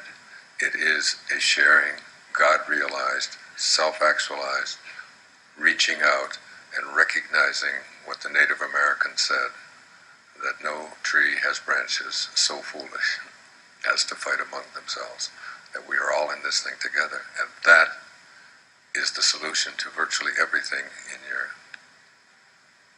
that you call a problem. The Course in Miracles says you have no problems. You just think you do. It all comes from your thoughts. Yes. My name is Nikki. I come from Greece, from Athens, Greece. Wow, we're going home, huh? Yes, I was home yesterday. Yeah. So I just wanted to say that what Dr. May just said was so compatible with what Viktor Frankl said, that you talked about yesterday, Dr. Wayne. If you're depressed, you have to do something for yourself, and you start, not for yourself, for others, and then you start building up your life again as meaningful to you. When Dr. Frankl was, he just was released from the concentration camps, he felt that his life was meaningless. He didn't know what to do. So he just said, I will start living my life. He was battling with suicidal thoughts. So he said, I will start living for others. And that's how he started writing all his books. And through living for others, he started living for himself. And he became self-actualized. Yeah. So it's absolutely compatible with that. Meaning can come in so many ways. We were flying here from London, and there were two rows, and I was on the right-hand side, and there was a woman who was a short woman. She was an Oriental woman, and she was trying to put her bag. And it was there were like 4 people between myself and her. She was trying to put her bag up in the overhead compartment, and there was a man right behind her, and he was just watching her and smiling at her difficulty. He was a nice man. I'm sure he's a nice man, and he had a bag himself. And I said to Maya, who was sitting next to me, I was trying to send him a signal. Reach down and help this woman. Just reach out. It's like it's such a wonderful opportunity for you to find meaning in your life by doing something like that. I'm at the stage in my life now where when opportunities are like that and I don't get it, I feel almost a sense of resentment that I wasn't able to be there to be able to do that, because there's such a wonderful, joyful feeling in reaching out and serving someone else rather than saying, I want to get what's in it for me and just keep it. That's what meaning is. Meaning becomes, and the irony is that since the shift in my life has been from ego, because I had, lots of things thrown at me in a very big way as a pretty young man in my 30s. Top of the bestseller list, making endless amounts of money, just being invited to do all kinds of things, being around movie stars, all of this kind of stuff, from being a little orphan kid and being a school teacher, to having all of this. And it was when my wife left, and I had to really go within and find that compassionate heart, that I began to be much more of someone who gives away virtually everything that comes my way. And the irony, the great irony of this, and I don't know if you found this because I haven't gotten all the way through this, because I just pick it up where it is. I can't tell you how impressed I am with what you've done. Is that the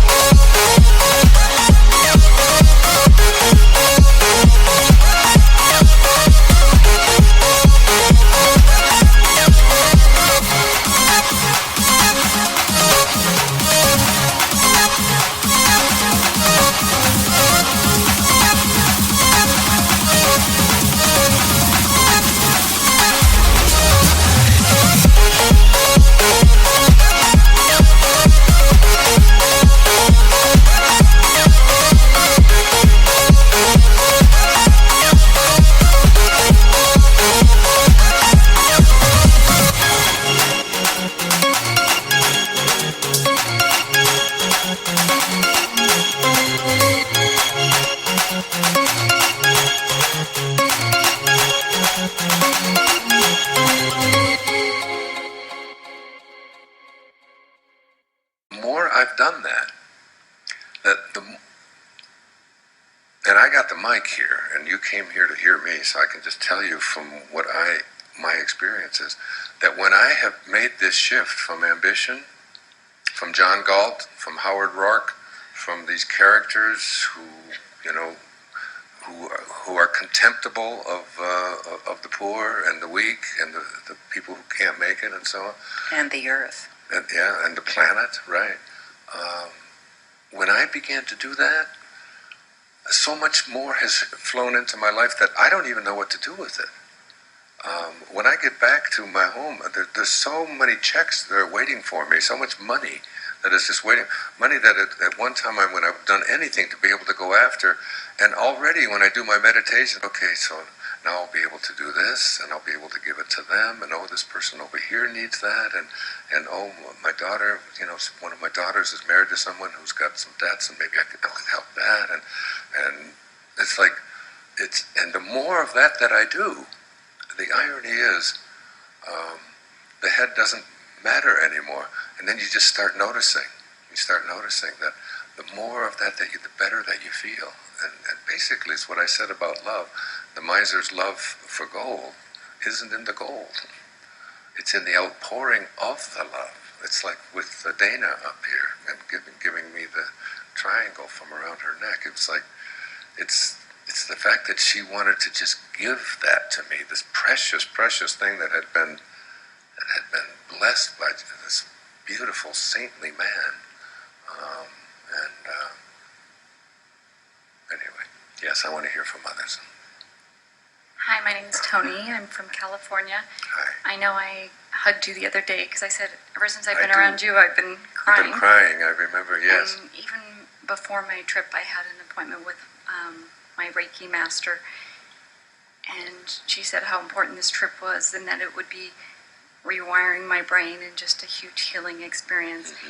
And before you started today, I thought there was another woman that was Catherine, and I just sent her, there was a message in my head really clear that said, you need that book. Mm-hmm. And so I sent a little note to the woman who I thought was Catherine and said, I need to, I would like to get a copy of your book, and I was wondering how I could do that.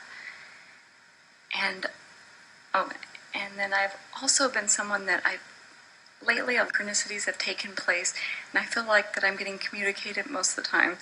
This will sound silly, but in forms of bumper stickers or license plate. Within just a few days, I had 2 separate cars that both had license plates that read Truth Seeker. Mm. So I've just had Okay. lots of things like that. Where So can the book, people, yeah, we've got quite a few people in about 10 Right, minutes, that's or all. not even that, maybe 5 or 6, so, go ahead. I have a website called whoneedslight.org. And what does that title mean? This is what it Does looks like. anyone here need light? You make a distinction between darkness and light, that the openings that we have when we're in ambition are dark. Darkness comes in when we're in our head. And the openings that when we're in our heart space, that comes in, what comes in is light. Uh-huh. That's a very important distinction. When you're in your head space, darkness comes in. Why is it darkness? Because the mantra of the ego is more. I'm not satisfied. I don't have enough.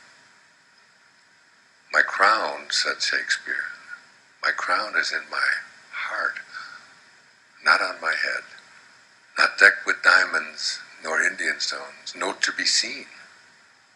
My crown is called content. A crown it is that seldom kings enjoy. Content. I'm content. You're never content when you're in ambition. You're always wanting more. When you're content, you can be in awe. There's no awe, is there? There's no astonishment in content. Or in ambition or greed. So you have printed these yourself, and Yeah. For the time being, this is the first edition. I talked to you about having it edited, and what did you say?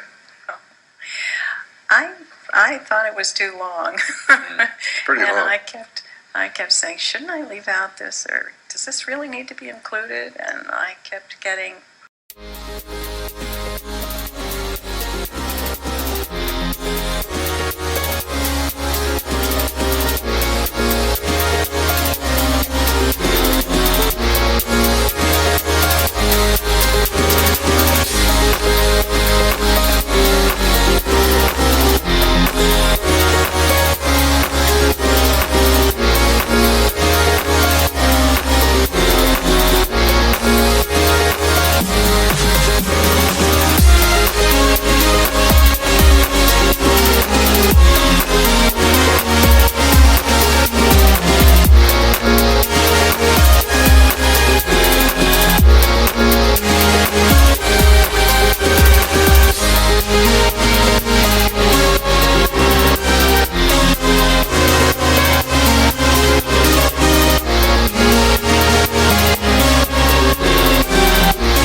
put it in. In fact, expanded. So I thought I was finished, and I got a message saying, now you need to write another chapter. Well, here's what the New York Times said about your previous book. Powerful, and it's called Backrooms. Powerful stories of desperation and courage. If a single book could shake the young, even the not so young, out of their complacency, it is this one. That's the New York Times Book Review. They don't say nice things like that very often. The Chicago Tribune said this is a searing book, provocative and highly readable. I hope this one will surpass that. I can promise you that what we're doing right now, it will already surpass it. Yes, sir. Hello, my name's Steve, Hi, Steve. and I keep reflecting on the name of this, the wake of our ancestors, and I keep walking around this damn ship and looking at the wake. And I say to these bubbles, I said, why do you have such a hold on me? And things that we've learned when we were very little just continue to crop up. And it was funny because it became such a hit for me when you started on politics, and I'm like, well, why don't you say that about the other side? And these are things that we learn when we're very little, and we don't want them to catch us, and we don't want them to, we don't want them to define who we're going to be in the future, and they have such a hold. The wake driving the ship. Yes, that's a good point. Yes, thank you for sharing that. Yeah, getting out of the wake is, here's something that I learned from Bashar. This moment is not connected to that moment. So when anybody tells you, well, but you said this before, this moment is a new moment. Every moment is a new moment. So that's in the fifth density, and that's in the fifth dimension. When we leave these bodies, you'll see it when you go to sleep tonight. The moments are just, everything is disconnected, isn't it? You can be this here, then you can be something else, and then over here, and it's like, we can recreate our past. Yes? Hi, my name's Lisa. We can't put any more people in, so because we have to close in 5 minutes. Yeah, thank you. Hi, We'll do it. We'll be back 2 days. Sorry, Lisa. That's all right. Did you just knock her over there? Go ahead, Lisa. I just wanted to tell you a story that happened to me that was, that was probably one of the most phenomenal things that's ever happened to me. It was all to do with the heart. And one day I was trying to find a parking place, and the man in front of me saw a parking place, and he lined up for it, and then a parking place between us came available, and I was going to turn into that. And he saw me behind him, and he assumed I was going to take his parking place. And I went past him, and he started abusing me and screaming at me and saying, why were you going to take my parking place? And I just went on. And I was taking some time to get out of the car, and as I left the parking place, this man came towards me, and he started getting very angry, like, that's an understatement. He was abusive. I've never actually heard anyone more abusive in my life. It was like if he had had a knife, he would have stabbed me. That's how angry he was. And I was trying to explain to him that I wasn't taking his parking place, and he didn't want to listen. And I moved on, and I thought, because I actually never had witnessed or felt such anger in my life, and I thought, okay, I have a choice here what to do with this. What do I do with this? How do I handle this, what this man felt? And I said, okay, I have a choice. Okay, I don't accept this. I don't take this on, and I send it back to you. And I was going to the appointment, and I was going to see this doctor, and I just needed to go to the toilet first. And then I was at the sink, and I was looking at my reflection, washing my hands, and thinking, there's something more to this.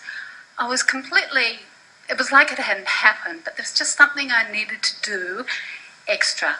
And so I decided that I need to send this poor man love. And so I looked in my reflection, and I just sent him love. I just closed my eyes and just sent this man, this poor abusive man who felt he needed to attack me verbally, love. I went into the I had my appointment with this doctor. I walked out of the lift. I walked out, got into the lift. Oh my God. And I experienced who I really was. This great big ball of white light and love. And I was huge, I was massive, and it just felt so awesome. And I was just standing in this lift going, oh my God, this is who I am. Oh my God, this is just phenomenal. And everything, all thought, everything was gone. And I just, I can't tell you how amazing it felt. And then I looked over to the lady who was in the lift next to me, and she was exactly like me. She was just this great big ball of love and light. And I was just looking at her going, oh my God, can't you see who you are? Look at you. You're the same as me. We're this ball of light, and we're so beautiful. And this poor lady, because I'm standing there with absolute love in my eyes, like she was the most beautiful person I'd ever set eyes on. She was about 80. She to outward looks wasn't. She was. You wouldn't expect someone like me to be just pouring out this love to her. And I'm sitting there, and I've got. The other thing was that this doctor I'd seen had treated me for allergies, and I wasn't allowed to touch any metal. So I had these gloves, plastic gloves on my hands. So I'm standing in the lift with these gloves, looking at this lady with absolute love, and she's just trying to get over into the corner of the lift as far away from me as she can possibly get, because there's something obviously crazy with this woman. We got to the ground floor, and she ran out of the lift. And I walked out, and I'm from Sydney.